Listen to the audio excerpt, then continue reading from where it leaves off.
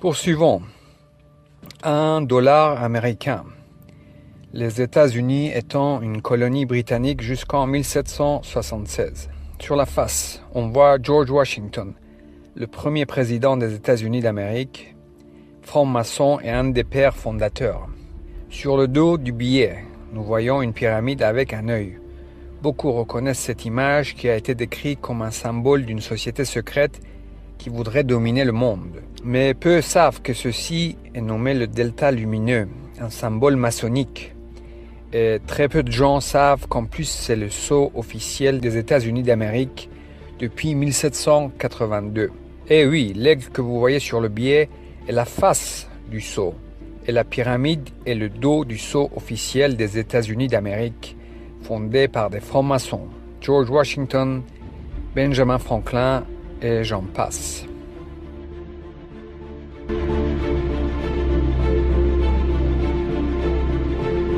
Olive branch, and I think this really signifies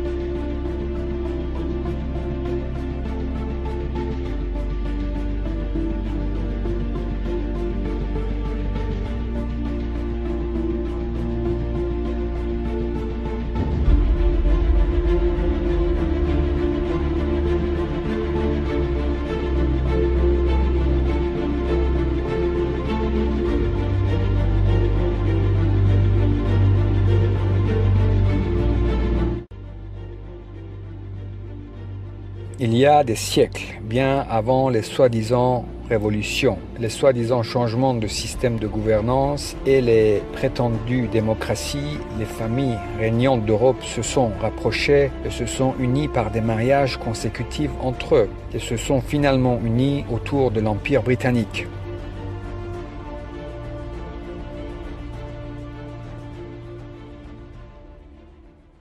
Ils se sont unis autour de l'Empire britannique et nous allons voir ici à quel point ils sont proches. Ici, nous voyons George V avec sa petite fille, la reine Élisabeth d'Angleterre. Donc ce George V avait une sœur qui s'appelait Maud, qui a eu un fils qui était le roi de Norvège, Olaf V. Et Olaf V a eu un fils, Harald V, l'actuel roi de Norvège, cousin de la reine Élisabeth d'Angleterre. Nous voyons à nouveau George V. George V avait un oncle qui s'appelait le prince Arthur, qui a eu une fille qui s'appelait Margaret. Et Margaret a eu une fille qui s'appelait Ingrid de Suède. Et Ingrid a eu une fille, Margaret II, l'actuelle reine du Danemark, cousine de la reine Élisabeth. Ce même Margaret, la cousine de George V, était aussi la mère de Gustave Adolphe, qui a eu Charles XVI Gustave, l'actuel roi de Suède, cousin de la reine Élisabeth. George V avait aussi une tante qui s'appelait la princesse Béatrice. Celle-ci a eu une fille qui s'appelait Victoria Eugénie, qui a eu un fils, Juan de Bourbon, qui était le père de Juan Carlos, le roi d'Espagne, et actuellement Felipe, qui est le roi d'Espagne. Et comme nous avons vu tout au début, George V avait un cousin germain, le tsar de la Russie. Leur mère était sœur. Alexandra de Danemark était la mère de George V, et sa sœur Maria était la mère de Nicolas II, le tsar de la Russie. Ici nous voyons Maria et son fils Nicolas II et les 5 enfants de Nicolas II. Et George V a eu plusieurs fils. Il a eu le père de la reine Elisabeth, George VI, mais il avait aussi un fils qui s'appelait George de Kent. Ce dernier a eu un fils qui s'appelle Prince Édouard de Kent. Et nous allons voir qui est Édouard de Kent.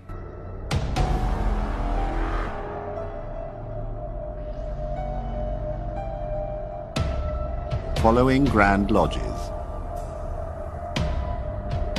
The Grand Lodge of New Zealand.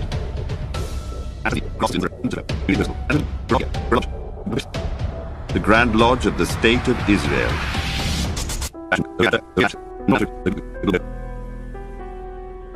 The Grand Lodge Alpina of Switzerland.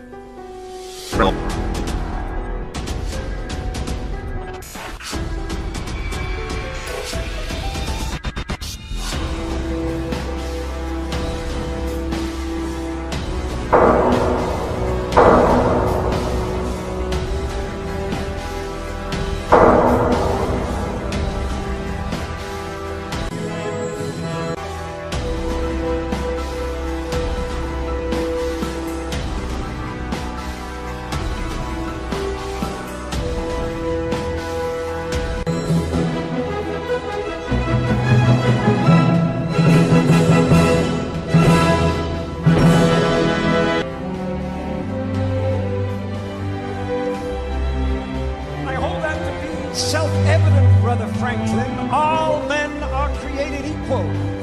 Indeed, Brother Washington. All Freemasons meet as equals, and we have an opportunity to create a nation in the very essence of Masonic morality. With freedom and tolerance of all religions and moralities that no government can oppress. You know, I think it would be a great idea if we wore our Masonic regalia when we're putting in place the foundation stone for the Capitol building. Freedom of speech, too, and the press, the right to peaceful assembly, and... Did you say regalia? Yes. Well, it would be wonderfully symbolic, don't you think? You'll be wanting to put the all-seeing eye on our banknotes next. You think I'm taking it a bit far? Please don't... To order, brethren, to receive the most worshipful, the Grand Master.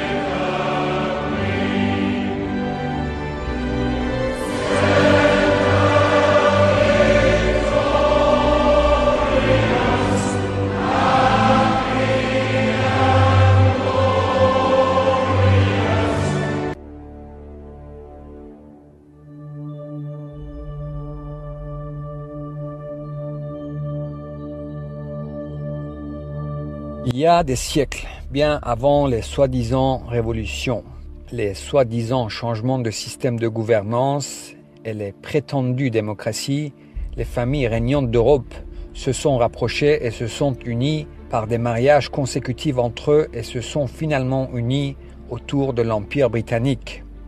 Ces familles ont compris qu'afin de ne pas perdre leur pouvoir, ils devaient s'unir et de manœuvrer subtilement auprès des peuples, leurs sujets. Face au peuple, ils devaient être une seule force, un seul groupe dans le monde entier. Ils ont compris que pour régner continuellement, ils devaient manipuler les gens, ils devaient former et utiliser diverses et multiples formes de gouvernement, d'États, de partis opposés, de dirigeants, bref, des fusibles remplaçables qui sauteraient à leur place et qu'ils changeraient au gré des périodes et besoins. Et ils l'ont fait. Ils ont compris qu'ils devaient manipuler non seulement la majorité, mais aussi une minorité plus proche qu'ils avaient besoin de persuader et conquérir, qui serait plus ou moins au courant de cette vérité, des secrets, leur genre. Et ils ont alors mis en place cette fraude de franc-maçonnerie. Des gens qui se penseront frères et chevaliers, qui penseront à travers leur activité quotidienne œuvrer pour le bien. Ils ont compris que pour réussir et arriver à leur fin, ils devaient procéder d'une manière méthodique, mathématique, scientifique, face aux masses et rester extrêmement bons et crédibles face à leur minorité. Pour les peuples, les masses, la fraude des États, les votations, la démocratie, les dictatures, les guerres, les coups d'État, les révolutions, etc., etc. Pour leurs gens, les francs-maçons, l'illusion d'une démarche vers un monde meilleur et équitable pour tous et de la bienfaisance et l'humanisme en surdose. Associations et fondations à volonté, faire de la bienfaisance à grande échelle et jamais leurs gens ne questionneront des bienfaiteurs soi-disant désintéressés.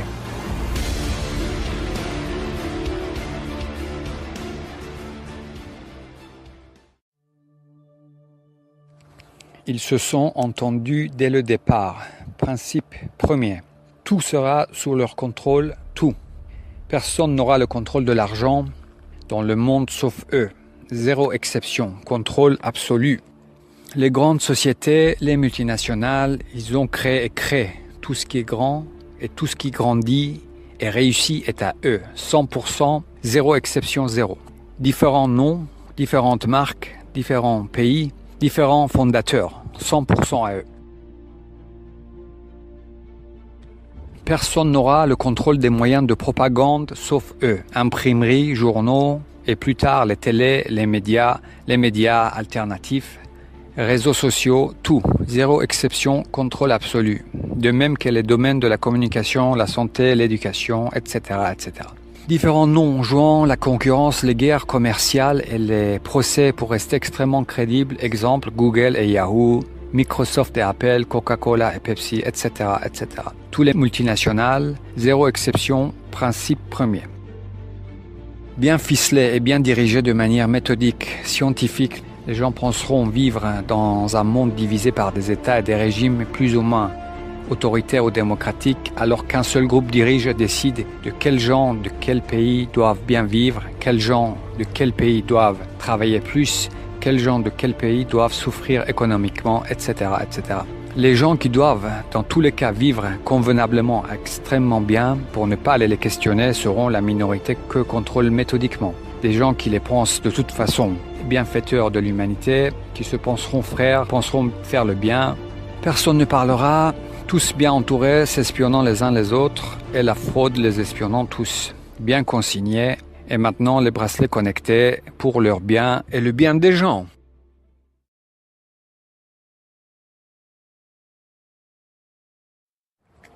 La politique dans le monde, c'est eux, à 100%. C'est un des principes premiers. Les partis opposés, les partis extrêmes qui s'insultent les uns les autres, les nouveaux partis selon les tendances, les parlements, les parlementaires, depuis des siècles déjà. Ceux qui trompent les gens sur ce qu'est vraiment la franc-maçonnerie, c'est eux, historiens, écrivains, journalistes, cinéastes, blogueurs, youtubeurs, plus ou moins connus, simples francs-maçons agissant pour la plupart innocemment, étant persuadés de protéger les bienfaiteurs de l'humanité. Ceux qui connaissent ces secrets n'ont aucune raison de vouloir les divulguer. Ils ont au minimum une vie décente, ils vont pas les laisser leurs gens dans le malheur, sinon ils questionneraient les choses. Donc ils ont une vie qui va d'au minimum décente à extrêmement réussie, affaires, médias, politique, showbiz, art, sciences, etc., etc. Et comme ils les pensent bienfaiteurs, désintéressés, œuvrant pour le bien commun de tous, ils les protègent et participent et laissent faire. Le caritatif, ou comment créer des fidèles, construire une base et fidéliser autour. Frontalement, ce n'était pas possible. Alors, ils ont imaginé comment s'assurer le soutien et la fidélité d'une minorité autrement que par l'argent seul. Et ils sont arrivés à ça. À travers leurs tâches quotidiennes, ceux qui feront le bien tous les jours dans des structures mises en place par eux les penseront bons, des bienfaiteurs désintéressés. Ceux qui les verront installer l'eau et l'électricité dans des villages en Afrique les penseront bons. Ceux qui les verront moderniser des hôpitaux dans le tiers-monde les penseront bons. Ceux qui les verront aider dans des villages en Afrique les penseront bon. Et surtout, ne pas oublier de bien installer le Wi-Fi partout.